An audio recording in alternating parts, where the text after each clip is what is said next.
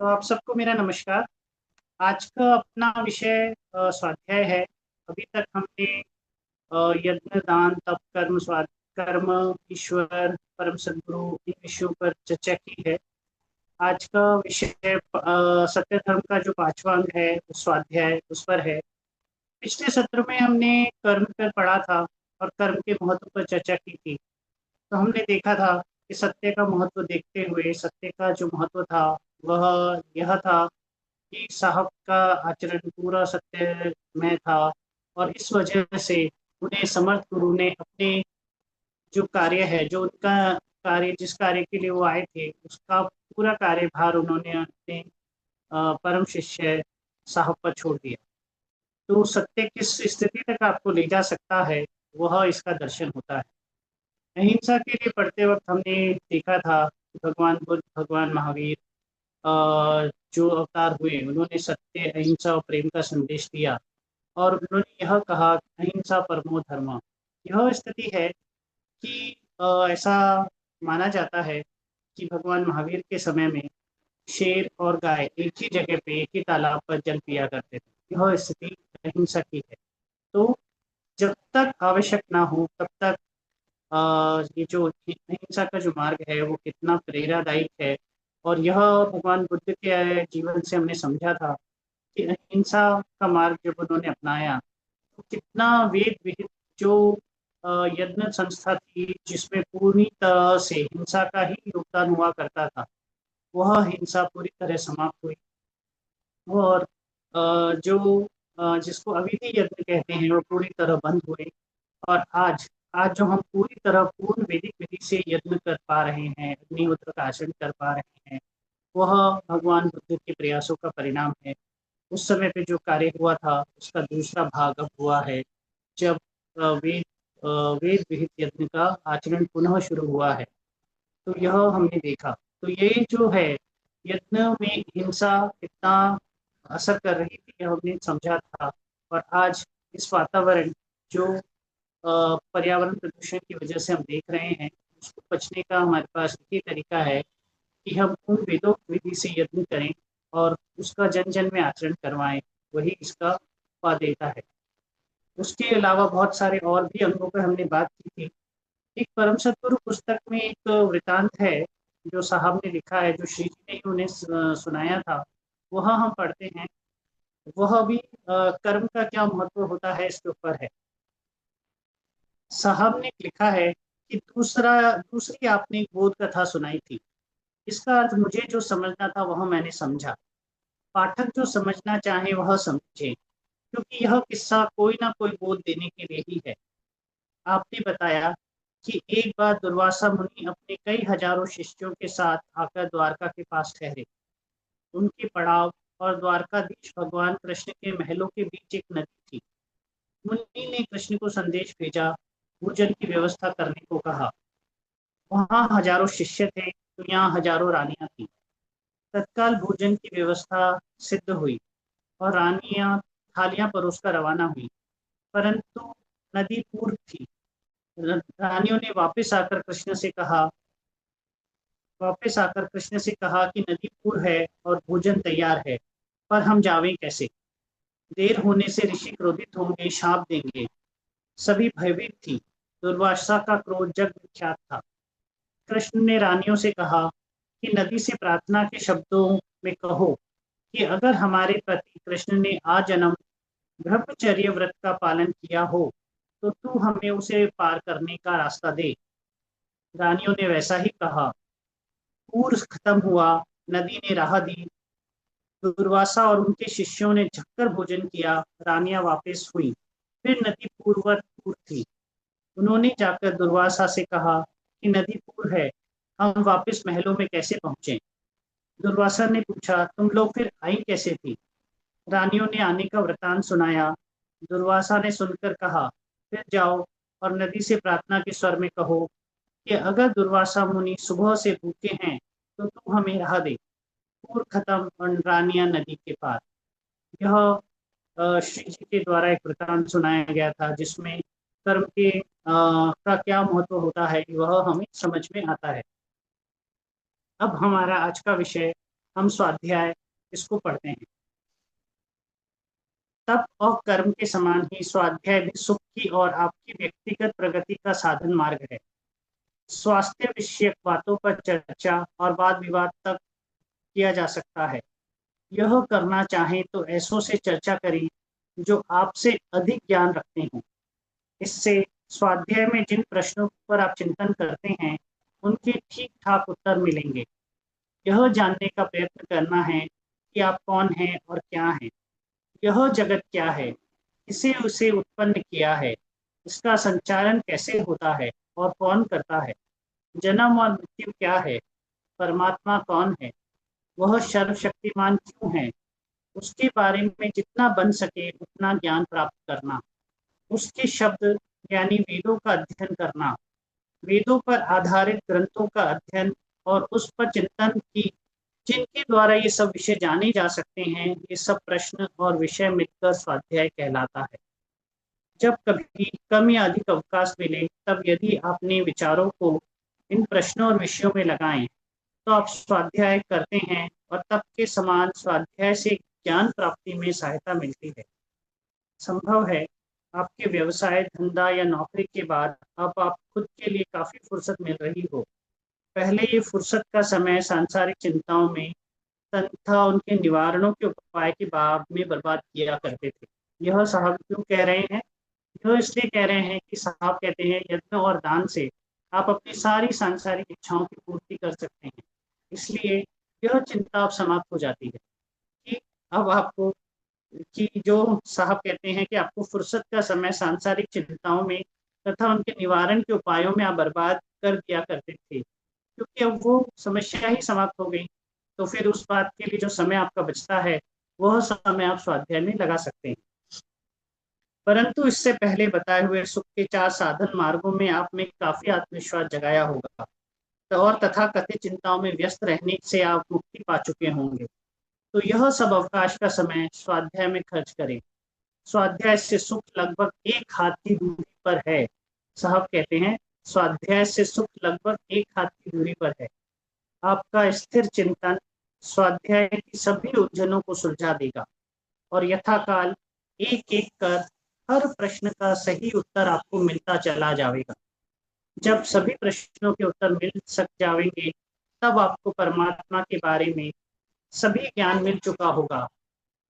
स्वाभाविक ही सुख प्राप्ति के अधिकार के बीच बाधा डालने वाला अज्ञान का नाश होगा और अब आपके व सुख के बीच कोई बाधा नहीं होगी। परंतु सभी प्रश्नों के उत्तर और पूर्ण ज्ञान मिल जाना उतना सरल भी नहीं है। फिर भी पूर्ण परमात्मा ज्ञान प्राप्त हो चुकने तक स्वाध्याय तो बराबर चालू ही रहना चाहिए। अब साहब कहते हैं मैंने अब तक आपको वेदों के उन 5 शब्दों के अर्थ की कल्पना दे दी है जिन 5 संस्कृत शब्दों को मैं वेदों का सार कहता हूँ। यत्न, दान, तप, कर्म और स्वाध्याय। प्राय बाहर्य व आंतरिक, लौकिक व अलौकिक सुख की प्राप्ति के मैं इन्हें पंच साधन मार्ग कहता हूँ। इनका आचरण आपको स्वास्थ्य, धनवान, स्वस्थ, धनवान व बुद्धिमान बनाता है। आप सुख की खोज पूर्ण करने के योग्य हो जाते हैं। इन पांचों में से कोई भी साधन मार्ग एक दूसरे पर अवलंबित नहीं है। इन पांचों में से कोई भी साधन मार्ग एक दूसरे पर अवलंबित नहीं है। प्रत्येक स्वतंत्र है, प्रत्येक स्वयं में ही बहुत शक्ति संपन्न है। प्रत्येक के जो परिणाम बताए हैं उनका सच्चा और पूर्ण अनुभव आपको निसंदेह मिलेगा। यह पुस्तक शुरू करने के बाद से मैंने अब प्रथम ही अलौकिक सुख इन शब्दों का उपयोग किया है, सिर्फ इसलिए कि पाठक समझे कि लौकिक सुख यानी सांसारिक इच्छाओं की पूर्ति में अलौकिक सुख का समावेश नहीं है। परंतु चूंकि वह सुख का वास्तविक अर्थ नहीं है, इसलिए तप, कर्म, स्वाध्याय के साधन मार्ग बताए गए हैं। इसके द्वारा आप परमात्मा के अलौकिक राज्य में प्रवेश पाते हैं और आपको अलौकिक सुख की प्राप्ति करने का मौका दिया जाता है। लौकिक सुख व अलौकिक सुख दोनों की प्राप्ति के बाद आपको इन दोनों के फर्क को भूल जाना है कि आप निश्चित ही भूल जाएंगे। अब ना बचेगा कुछ लौकिक ना अलौकिक, केवल मात्र सुख की अनुभूति आपको रहेगी। और उसे शाश्वत व स्थायी बना लेने का काम बचेगा, जो जरा भी कठिन नहीं है। अब तो आप दुख को बिल्कुल ही भुला चुके होंगे। वह तो अब कभी भी एक क्षण के लिए भी आपको परेशान नहीं करेगा। साहब कहते हैं, अब तो आप दुख को बिल्कुल ही भुला चुके होंगे। वह तो अब कभी भी एक क्षण के लिए भी आपको परेशान नहीं करेगा। वेदों द्वारा मनुष्य जाति के आचरण के लिए बताए हुए सत्य सनातन धर्म के 5 उपदेश, यज्ञ, दान, तप, कर्म और स्वाध्याय से सुख प्राप्त होता है।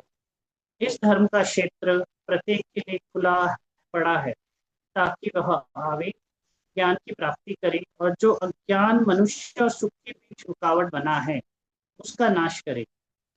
साहब कहते हैं, वेदों द्वारा मनुष्य जाति के आचरण के लिए बताए हुए सत्य सनातन धर्म के 5 उपदेश, यज्ञ, दान, तप, कर्म और स्वाध्याय से सुख प्राप्त होता है। इस धर्म का क्षेत्र प्रत्येक के लिए खुला पड़ा है, ताकि वह आवे, ज्ञान की प्राप्ति करे और जो अज्ञान मनुष्य और सुख के बीच रुकावट बना है उसका नाश करे। आप खुद ही मान्य कर सकते हैं कि यह धर्म कितना सरल है।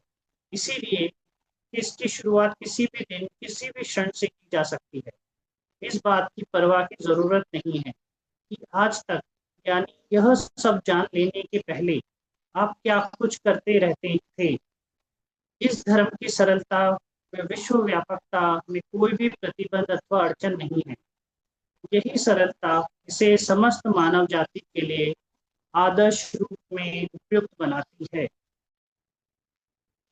इस बात की परवाह करने की जरूरत नहीं है, इसको वापस पढ़ रहे हैं हम। इस बात की परवाह करने की बिल्कुल जरूरत नहीं है कि आज तक, यानी यह सब जान लेने के पहले, आप क्या कुछ करते रहते थे। इस धर्म की सरलता व विश्व व्यापकता में कोई भी प्रतिबंध अथवा अड़चन नहीं है। यही सरलता इसे समस्त मानव जाति के लिए आदर्श रूप में उपयुक्त बनाती है। यदि आप ज्ञान, यज्ञ और ज्ञान, दान, तप, कर्म और स्वाध्याय सभी का एक साथ आचरण करें तब तो बहुत ही उत्तम बात है।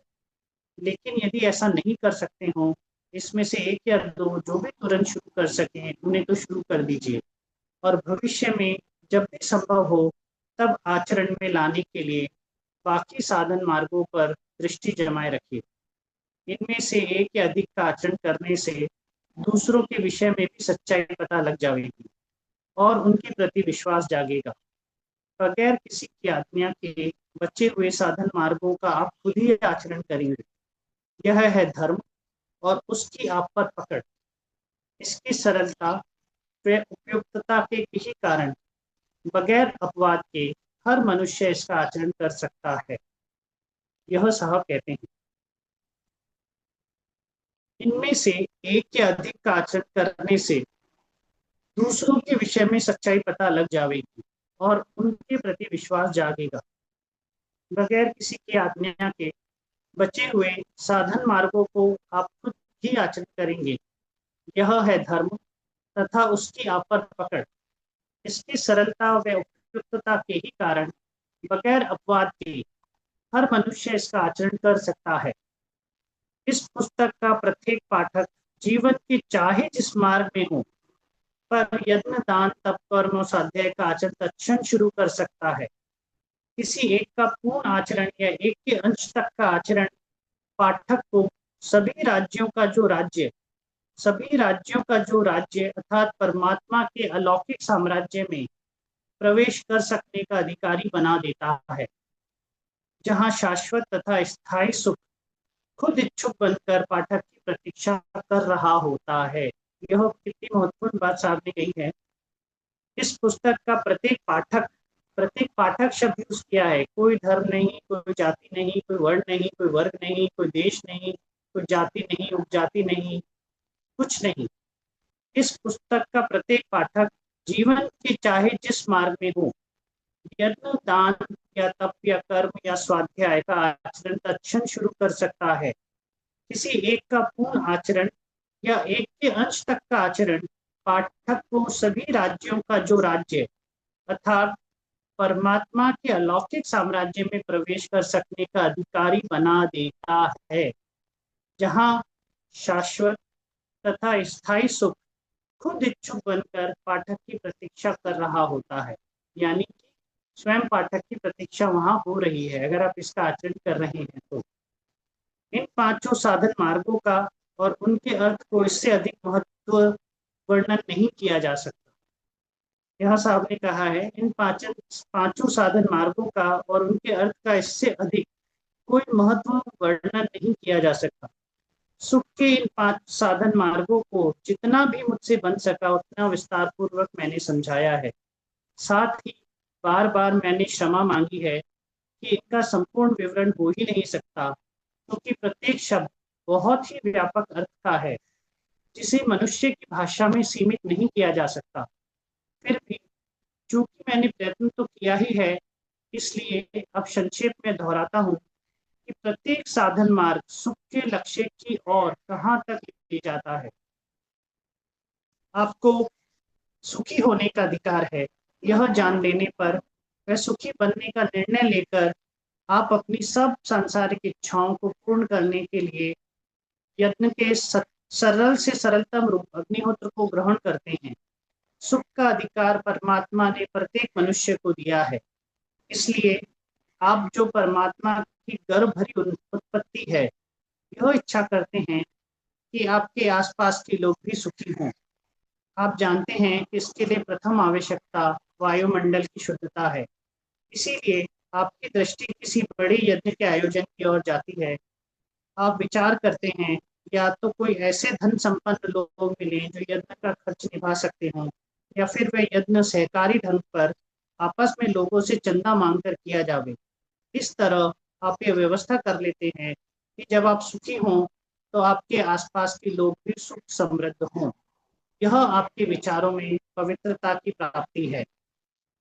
यह यज्ञ के बारे में साहब कहते हैं। अब दान, जब आप दान करते हैं तो देखते हैं कि दान से गरीबों और जरूरतमंदों को मदद मिलती है। यह आप पसंद करते हैं। दान से आपके धन वैभव में वृद्धि होती है। आप पहले से अधिक संख्या में गरीबों और जरूरतमंदों को हर बार दान द्वारा मदद करते हैं। साथ ही संपत्ति की प्राप्ति और उसे दान कर देने की आपकी आदत पड़ जाती है, और इससे आपकी भावनाओं पर कोई असर नहीं होता। लौकिक तत्वों के प्रति आपकी आसक्ति लौकिक तत्वों के प्रति आपकी आसक्ति क्षीण होते होते लुप्त हो जाती है। क्षीण होते होते लुप्त हो जाती है। आपने जान लिया है कि लौकिक संपत्ति केवल साधन है। लौकिक संपत्ति केवल साधन है, सुख नहीं। और सुखी मनुष्य धन के किसी का दास नहीं होता, और सुखी मनुष्य धन के लिए किसी का दास नहीं होता या उसके संग्रह की चिंता नहीं करता। इसकी बजाय वह तो दुनिया की संपत्ति को अपना स्वामित्व में रखकर उस पर शासन करता है। सांसारिक संपन्नता का संतोष और सांसारिक उपलब्धियों के विषय में वैराग्य दान के आचरण से होता है। यह साहब ने दान के विषय में बोला है। अब आता है तप। अब तप के द्वारा परमात्मा के लौकिक साम्राज्य में प्रवेश करने का प्रयत्न करते हैं। तप से अपने उन्मत्त शरीर व मन पर प्रभुत्व ही नहीं, पूर्ण प्रभुत्व प्राप्त करते हैं। आप उनकी निम्नतम आवश्यकताएं जैसे भूख, प्यास और नींद की पूर्ति करें या ना करें, आपने उन्हें वश में करके अपनी आज्ञा पालन का पाठ पढ़ा दिया है। अब आप उनकी आज्ञाएं नहीं मानते। अब आपने अपना स्वत्व सिद्ध किया है। इससे आपको अपनी खुद की परंतु आज तक अनजानी शक्तियों का रहस्य उद्घाटन होता है। कर्म के आचरण से परमात्मा द्वारा सुख के लिए आप चुन लिए जाते हैं, क्योंकि उसके विधि निषेध का श्रद्धा पूर्वक पालन करने के लिए आपने अपने आप को संपूर्णतया बंधक बना लिया है। इस तरह सुख प्राप्त होने पर उसके दुरुपयोग न होने का आप आश्वासन दे देते हैं। स्वाध्याय के आचरण में आप परमात्मा को जान लेने का प्रयत्न करते हैं या फिर उसे जान लेते हैं। उसे अच्छी तरह जाने बगैर पूर्णत्व, परमात्मा के समान पूर्णत्व आप कैसे प्राप्त कर सकते हैं? परमात्मा के समान पूर्ण होना ही सुख है। सत्य धर्म, सत्य सनातन धर्म और उसके 5 उपदेश आपको सुख तक पहुंचा देते हैं। अब केवल सद्गुरु के बारे में थोड़ा सा जान लेने के अतिरिक्त सुख की खोज लगभग पूर्ण हो चुकी है। यह साहब ने सुख की खोज पुस्तक में लिखा है। कर्म और स्वाध्याय और सबको संक्षिप्त में पांचों अंगों को वापस से बताया है जो हमने अभी पढ़ा। और यह जानकर बहुत खुशी हुई, यह जानकर बहुत आनंद का अनुभव हुआ कि सत्य धर्म का आचरण एक ऐसी चीज है कि ईश्वर स्वयं अपने साम्राज्य में उनको लेने के लिए आतुर बैठा है कि जो जो किसी भी चीज से संभव नहीं है, उसका पीछे से एक ही तरीका है, सत्य धर्म का आचरण करें तो ईश्वर स्वयं आपको उसके साम्राज्य में लेने के लिए तत्पर है, तैयार है, आपका मतलब व्याकुल है, यह कह सकते हैं। अब हम, क्योंकि हमारा मेन पुस्तक हमने धर्म पाठ रखी थी, तो धर्म पाठ में कर्म और स्वाध्याय के विषय में साहब ने बहुत ज्यादा नहीं लिखा है, तो वह हम पढ़ते हैं और फिर हम आगे स्वाध्याय के बारे में पढ़ेंगे। इन विषयों पर सुख की खोज पुस्तक में काफी विस्तृत रूप में लिखा है। फिर भी जब इस छोटी सी लेखमाला में सत्य सनातन धर्म की पांचों दीप शिखाओं का वर्णन हाथ में लिया है, तो इन दोनों पर भी कुछ लिखे बगैर वर्णन पूरा नहीं होता। कर्म मनुष्य को शक्तिमान बनाते हैं, घबराहट को दूर करते हैं और निडर या निर्भय बनाते हैं। परंतु जो प्रचलित धार्मिक कर्म क्रिया प्रति या कार्य है, वह यह सब नहीं कर सकते। वो तो महत्वहीन है, बेकार की झंझट है। धर्म के कर्म तो हैं सत्य, अहिंसा, ब्रह्मचर्य, संतोष, अपरिग्रह, सोच, आज्ञा पालन इत्यादि। ये सब या इनमें से कोई मनुष्य का आंतरिक बल बढ़ाते हैं। ये सब सत्कर्म है जो मनुष्य को सत अवस्था तक ले जा सकते हैं। इनका नैष्ठिक आचरण कठिन होने से और इनके आचरण से स्वास्थ्य सिद्धि की कोई गुंजाइश न मिलने से मनुष्य इनके आचरण से घबराता है और इसीलिए उसने तमाम दूसरे और तथ्यहीन कर्मों को धार्मिक कर्मों की उपाधि दे रखी है, ताकि उनके करने से वह खुद को धार्मिक कह सके। परंतु धर्म का तो प्रत्येक कर्म सत्कर्म है, और जिसने तप का निश्चय किया हुआ होता है, उसकी अपने आप ही कर्मों की ओर रुचि रहेगी और यथाशक्ति वह इन कर्मों का पालन करेगा, और इनके पालन से उसके अंतर में क्या कुछ परिवर्तन होता जाएगा, इसका उसे अनुभव प्राप्त होगा। कर्म आचरण की आदत मनुष्य को अपने बच्चों में, यह बहुत महत्वपूर्ण भाग है, यह हमें समझना चाहिए, क्योंकि वो कहते हैं ना कि भारत का भविष्य कहाँ है, भारत का भविष्य युवाओं में है, और युवाओं में को ही अगर हम सत्य धर्म की राह पर ला सके तो निसंदेह जिसको हम स्वर्णिम भारत कहते हैं, पर हमारा उद्देश्य भारत को स्वर्णिम बनाना नहीं है, हमारा उद्देश्य पूरे विश्व को स्वर्णिम बनाना है। इसलिए हर जन यह प्रयास करे कि उसको खुद तो उसका आचरण करे ही करे, लेकिन अपने आने वाली पीढ़ी को भी उसके आचरण के प्रति जागरूक करे, जागृत करे, उनके महत्व को समझाए। यह बहुत आवश्यक है। कर्म आचरण की आदत मनुष्य को अपने बच्चों में उनके बचपन से ही डालनी चाहिए, तब उनका आचरण अधिक कठिन प्रतीत नहीं होता। परंतु बाद में से भी किसी भी उम्र में दृढ़ निश्चय अगर करते बने तो यह कर्म आचरण में लाया जा सकेंगे। वृद्धावस्था में जो धर्म आचरण शुरू करना चाहे और शारीरिक तप न कर सके, उन्हें चाहिए कि नैष्ठिक रीति से इन कर्मों का आचरण शुरू करें। बहुत शांति और समाधान की प्राप्ति होगी।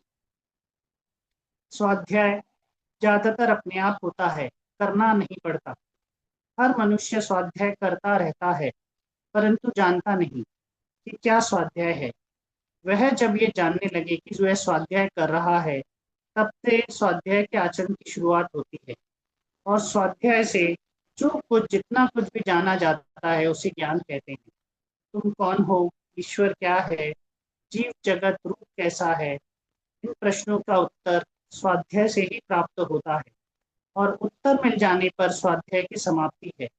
स्वाध्याय क्या है, यह अनुभव से ही अधिक अच्छी तरह जाना जा सकता है। इसलिए इसके बारे में अधिक क्या लिखें। तप, कर्म और स्वाध्याय सबकी पूर्णता का संगम है सुख। इससे अच्छी परिभाषा इन तीन शब्दों की नहीं हो सकती। इसलिए सुख की खोज में इन्हीं तीनों का प्राधान्य है। साहब ने ये जो लाइन कही है, इसको हम दोबारा पढ़ते हैं। तप, कर्म और स्वाध्याय सबकी पूर्णता का संगम है सुख। इससे अच्छी परिभाषा इन तीन शब्दों की नहीं हो सकती। इसीलिए सुख की खोज में इन्हीं तीनों का प्राधान्य है। अब बहुत ही महत्वपूर्ण लाइन साहब ने कही है। यह जो उनकी सदिच्छा है वह उन्होंने जाहिर की है अपने धर्मपाठ पुस्तक की आखिरी लाइन में। सुख की खोज, सत्य, सनातन धर्म और ईश्वर, इन तीनों का नशा मनुष्य मात्र को हो, यही चाहते हैं। सुख की खोज, सत्य, सनातन धर्म और ईश्वर, इन तीनों का नशा मनुष्य मात्र को हो, यही चाहते हैं। यह साहब ने अपने धर्मपाठ के जो पाठ हैं उसका जो आखिरी लाइन है उसमें साहब ने यह बात कही है। इसका इसी लेख का सारवचन क्या है वह पढ़ते हैं हम लोग।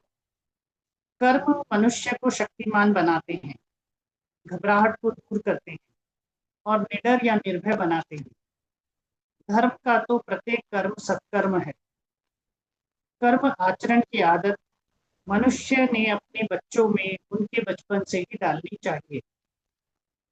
हर मनुष्य स्वाध्याय करता रहता है, परंतु जानता नहीं कि क्या स्वाध्याय है। स्वाध्याय से जो कुछ जितना कुछ भी जाना जाता है उसे ज्ञान कहते हैं। तप, कर्म और स्वाध्याय सबकी पूर्णता का संगम है सुख, यह साहब कहते हैं। इसीलिए साहब ने एक बार कहा भी है कि जो उनका सुख की खोज और धर्मपाठ पुस्तकों का जो आधार है वह सप्तश्लोकी का 7वां पाठ है, 7वां श्लोक है। वह 7वां श्लोक क्या है वह हम पढ़ते हैं और उसमें साहब ने जो श्री जी ने जो ये लिखा है उसका 7वां श्लोक पढ़ते हैं।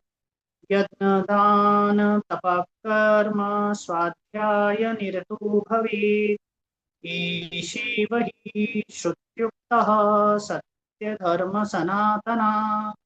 इसका अर्थ है यज्ञ दान तप कर्म और स्वाध्याय में लगे रहो, यही वेदों द्वारा बताया हुआ सत्य सनातन धर्म है। यह सप्तश्लोकी का जो हिंदी अनुवाद साहब ने कहा है किया है उसके अंदर ये कहा गया है। स्वाध्याय के लिए साहब ने जो विवेचना की है इस पुस्तक में वह हम पढ़ते हैं। अपने आप को समझना, मैं कौन हूँ, क्या हूँ इत्यादि प्रश्नों का उत्तर जानने की कोशिश करना, आत्मनिरीक्षण तथा आत्मचिंतन तथा वेदों का आधार मानकर लिखे हुए ग्रंथों का पठन, पाठन, चिंतन और मनन करते रहना, यही स्वाध्याय का तरीका है। उपकार परोपकार स्वाध्याय से अपने आप होते रहते हैं। इस एक श्लोक में ही सत्य सनातन धर्म का सार भरा हुआ है। यज्ञ दान तप कर्म और स्वाध्याय इनका समझ लेने से कैसे और सुख समृद्धि व्याप्त हो सकती है यह समझ में आ जाता है। वेद क्या कहते हैं, ऐसा क्यों ऐसा कहते हैं, यह पूर्णतया समझ में आकर वेद रचयिता स्वयं सर्वज्ञ ईश्वर के अलावा और कोई नहीं हो सकता यह भी विदित हो जाता है।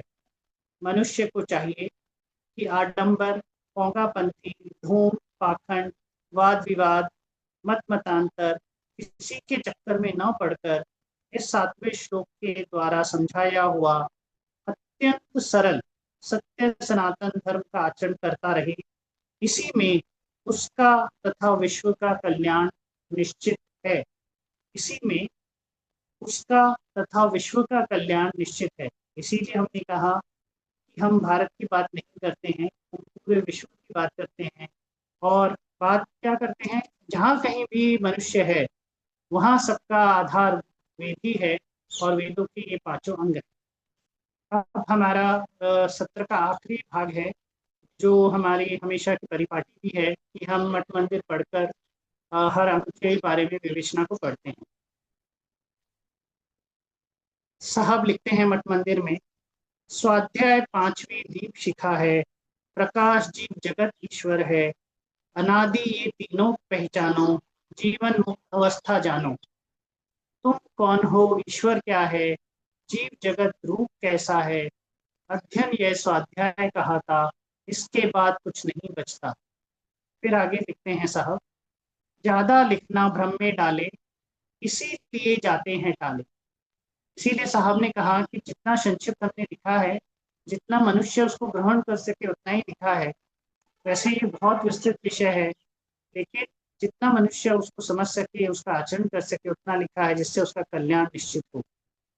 ज्यादा लिखना भ्रम में डाले, इसीलिए जाते हैं टाले। खुद का काम है खुद करना है, इसमें कुछ भी नहीं सुनना है। सत्य धर्म के 5 शब्द ये, यूं थोड़े में समझाए। इनमें से जो इच्छा होवे, उसी शब्द का वो मानव चुन ले। किसी एक का ही पालन हो, तो भी सारा धर्म पालन हो। यही मजा तो खास निराला, ऐसा कभी न देखा भाला। सभी धर्मों से पीछा छूटे, दुख शोक संकट भी भागे। ईश्वर आज्ञा का पालन हो, बहुत बड़ी ईश्वर सेवा हो। यानी कि धर्म आचरण बहुत बड़ी ईश्वर सेवा है, यह साफ कहते हैं। कोई अड़चन कभी ना आवे, सुख से जीवन यापन होवे। किमिया की कुंजी मिलती है, सत्य धर्म की रीति यही है। किमिया की कुंजी मिलती है, सत्य धर्म की रीति यही है। अनाथ को सनाथ है करता, दीन दरिद्र अमीर है बनता। चिंता दिली जिंदगी बनती, चिंताएं गायब है होती। ताकत जबरदस्त आती है, बंधन सब तोड़ देती है। बीवी बच्चे सब है रहते, अपने आप सुखी हो जाते। सुख आनंद प्रकाश सब मिलते, दुख अंधेरा नष्ट है करते। खतरा रहता नहीं जरा भी, पाप पुण्य का जाता डर भी। आओ अब मिलकर अपनाए, सत्य सनातन धर्म गाथा ये।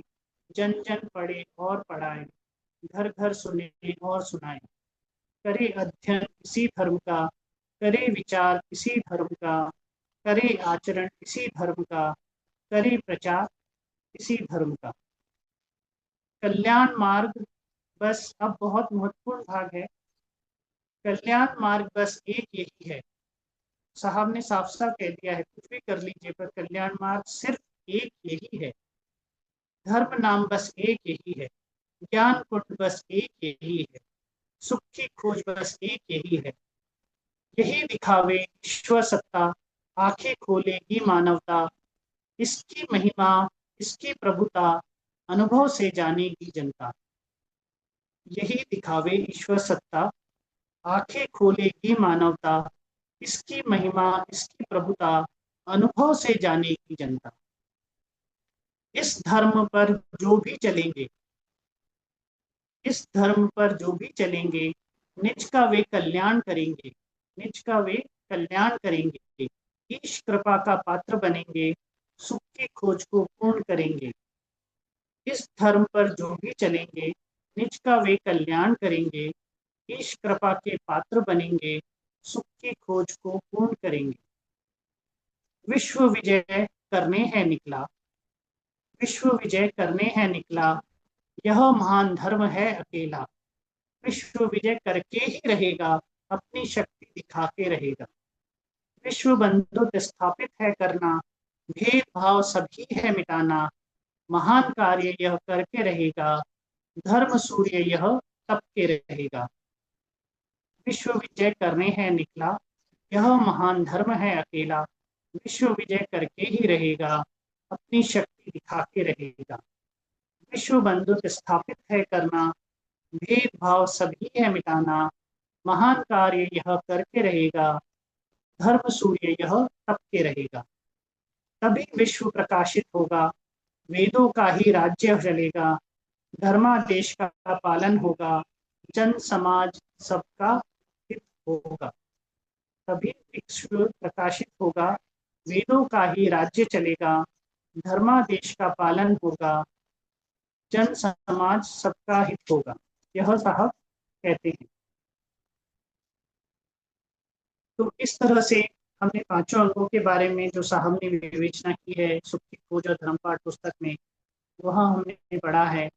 शायद यह लेख, यह कहीं ना कहीं हमें जागृति पैदा करेगी कि हम इन सारे अंगों में से कुछ अंग का पालन करके देखें, उस पर चलकर देखें, इसका आनंद लेकर देखें और ईश्वर का जो साम्राज्य है उसमें हम अपनी उपस्थिति दर्ज करा सकें, क्योंकि वह तो हमें लेने के लिए तैयार बैठा है, पर चलना तो हमें ही है, करना तो हमें ही है। क्योंकि फाइनली करना क्या है, निज का कल्याण करना है, खुद का कल्याण करना है और विश्व को प्रकाशित करना है। यह साहब का संदेश है पूरे मानव जाति के लिए, पूरे विश्व के लिए। इसीलिए इस पर चलकर देखना है, करके देखना है, यही सबसे प्रार्थना है। और यह जो मार्ग है, यह चलकर थोड़ा बहुत भी अगर हम चलने का प्रयास करते हैं तो हमें समझ में आता है कि आज तक जो कुछ हमने किया है, शायद जो भी समय हमारा गया है कोई बात नहीं, लेकिन यह हम रहा हमें शायद प्रशस्त करनी चाहिए, इस पर चलकर देखना चाहिए, इसका आनंद लेकर देखना चाहिए। और सबसे जो महत्वपूर्ण है वह यह है कि ईश्वर का संरक्षण प्राप्त करना चाहिए। जो सत्ता सबसे ऊपर है, उससे ऊपर कोई सत्ता नहीं, कोई भी आज का मनुष्य नहीं, कोई भी देश नहीं, किसी भी देश का पदाधिकारी नहीं, कितना भी व्यक्ति 1 minute। धन धान्य संपन्न हो, फिर भी ईश्वर की सत्ता के आगे वो तुच्छ है, उसकी बेईमानी है और वह उसका कोई महत्व नहीं है। इसलिए यह सबसे प्रार्थना है और यह सबसे अपेक्षा भी है और हृदय से यह ईश्वर से निवेदन है कि जो जो इस सत्संग का लाभ ले, साहब के साहित्य का लाभ ले, वो सब इस अधिकार को प्राप्त करें कि ईश्वर के साम्राज्य में अपनी उपस्थिति दर्ज करा सके। धन्यवाद।